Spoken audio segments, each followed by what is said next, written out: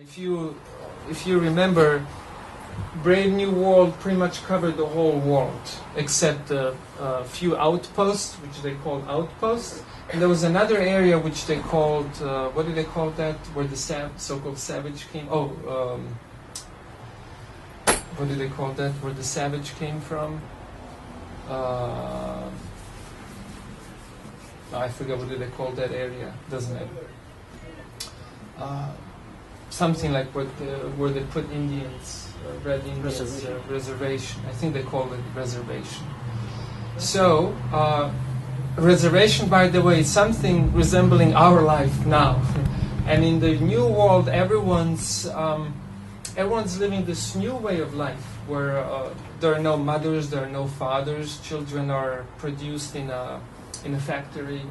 And people are taught to be as promiscuous as possible. They try to do away with any moral inhibitions that people may have. And if anything went ever wrong, people were just given some soma, which is another Vedantic thing from Vedanta tradition. Soma is a drink. It's an intoxicating drink that when you intake, gets you high. But it gets you high in such a way that you don't come down in a way of drugs that we know.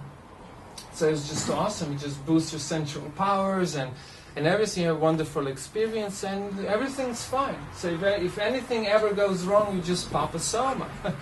So anyhow, in one point, from this reservation, a savage, cutting the story short, entered the brave new world. And at first, it was excited about all these wonderful situations and opportunities that the brave new world was offering.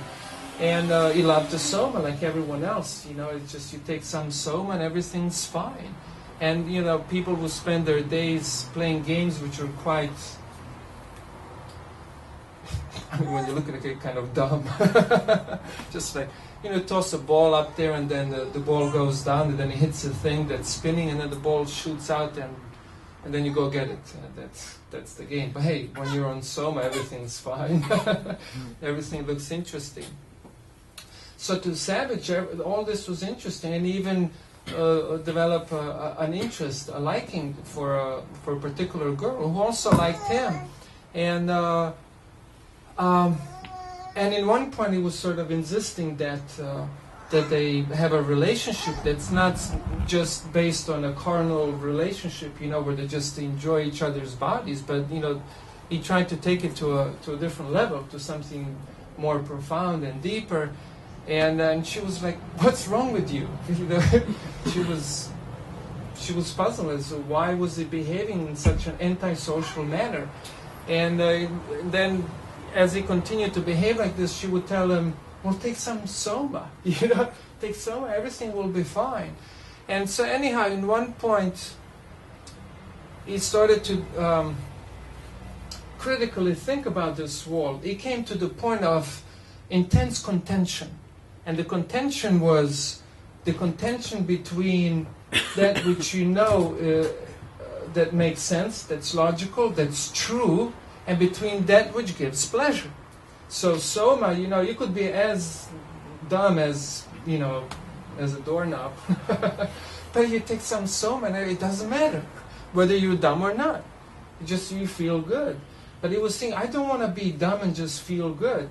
I want to live with truth. I want to live according to what I know is the highest truth. And he started to behave in an antisocial manner. So much so that he started shaking people physically, like, "Hey, people, wake up! Don't just be like intoxicated all day, night long with this pleasure type of a thing." And then even in one point, he went down there where they were distributing soma pills, and it just like broke everything to pieces. And then he went to a place where the babies were produced, started breaking things, and then he got arrested, And if you read Brave New World after you read Orwellian 1984, then you think, okay, that's it. Now they're going to torture him. But no, they're not going to torture him. They just said, look, you can't behave in this kind of antisocial, in this kind of antisocial ways. Take some soma and everything will be fine. But he didn't want to take any more of that darn soma, even though it makes you feel great, because he felt to be like a prostitute, giving himself, his real self, in exchange for some pleasure. So they told him, look, or you're going to behave as everyone else behaves here, or we're going to send you to an outpost. And then, they were all trained from the beginning. As I mentioned earlier, babies were produced in laboratories, in a factory. So babies would be played different mantras, like brainwashing slogans, which made them think, many things that society told them. And one of the things that society told them was that living at an outpost is just the most miserable thing that can ever happen to you. So in the meanwhile, he had this a buddy with him who developed similar ideas, and he was also threatened to be sent to an outpost like the savage.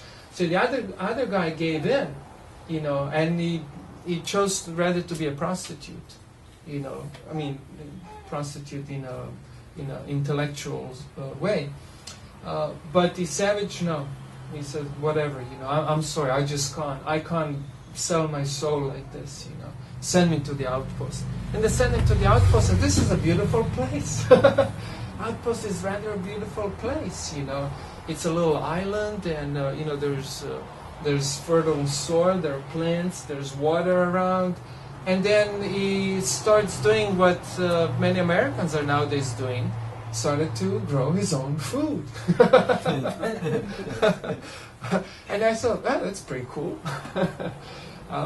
And everything was fine, and then he started to engage in yoga, doing yoga asanas or some stretches, perform austerities like, fasting and so on, concentrating.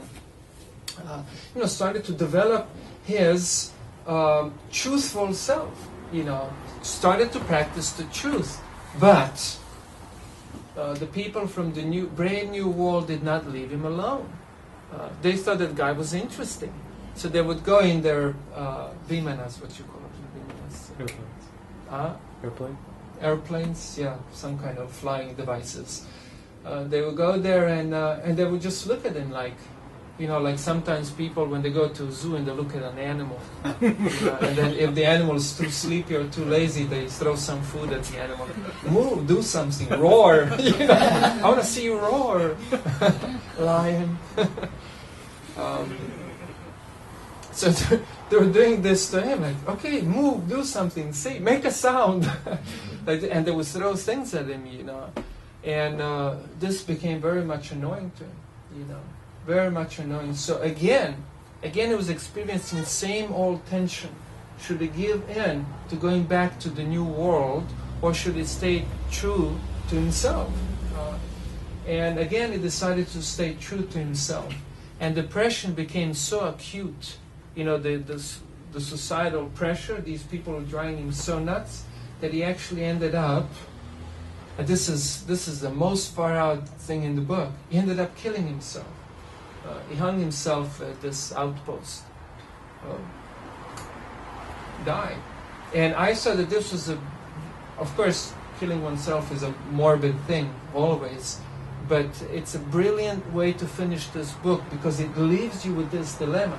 You see, had he stayed alive and continued ever happily growing his veggies, you would have no doubt in your mind whether you will follow the ways of the people of the brave new world and sell your soul to pleasure, or be true to yourself like he was. You would choose this way. But he killed himself, and that plunges you into a dilemma.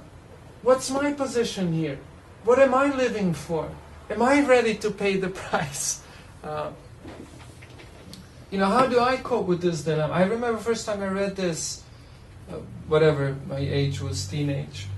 For a good number of days, I was nearly paralyzed, because my mind was so activated that I was completely disabled on a physical plane.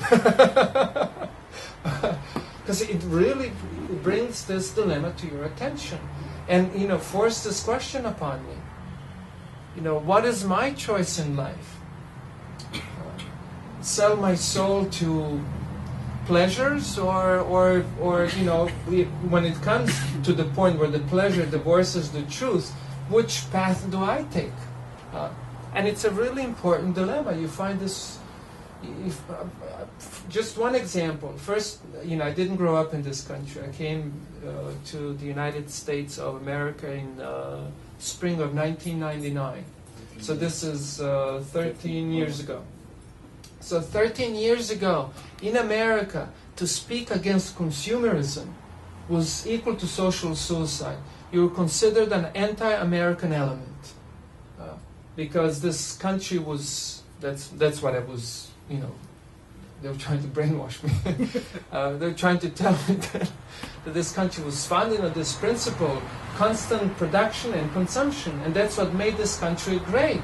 That there is business competition and, all these things that nowadays an average American hates for all the objective reasons. The reasons that pollutes the environment, that it makes us addicted to an economy which is unsustainable. But, to say that back then you were an antisocial, anti-American element. And, I found myself again in this dilemma. Should I speak to truth, what I understand to be true? Because if you study Vedanta, if you study Vedic thought, you'll see that Vedas speak about local economy, not just because so you can have a nice, pleasant terrestrial life, but because that's how you save time. You work little, you have little, and you have plenty of time for that which is important, meaning self-realization, meaning following your path to the truth. Not like nowadays everyone's so terribly distracted, and people don't mind. It's like a factory of, excuse me, strong term coming, intellectual prostitutes, Seduction by pleasure, truth, that's just another form of entertainment. And the same thing, same dilemma comes in our lives to the life of anyone who's a serious spiritual practitioner. When your truth-seeking process, when your spiritual path takes you, starts to take you out of the comfort zone, what do you choose? Do you choose staying within the familiar, within the cozy comfort, or you take the leap? You make the next step. Are you the coward, or what are you? And it's the same dilemma. So, so that's it. Were the police that arrested him on Summer too? Say that again? Were the police that arrested him on Summer too? On some? Soma. Were they on Oh, Soma were they too? on? Everyone was on Soma. Everyone was on Soma. In the Brave New World, everyone was on Soma. Everyone was completely all the time intoxicated. And that was because they decided that all that matters in life is pleasure. But the savage didn't think so. He felt that there are other dimensions to life. And he thought that there were times when pleasure and truth split ways.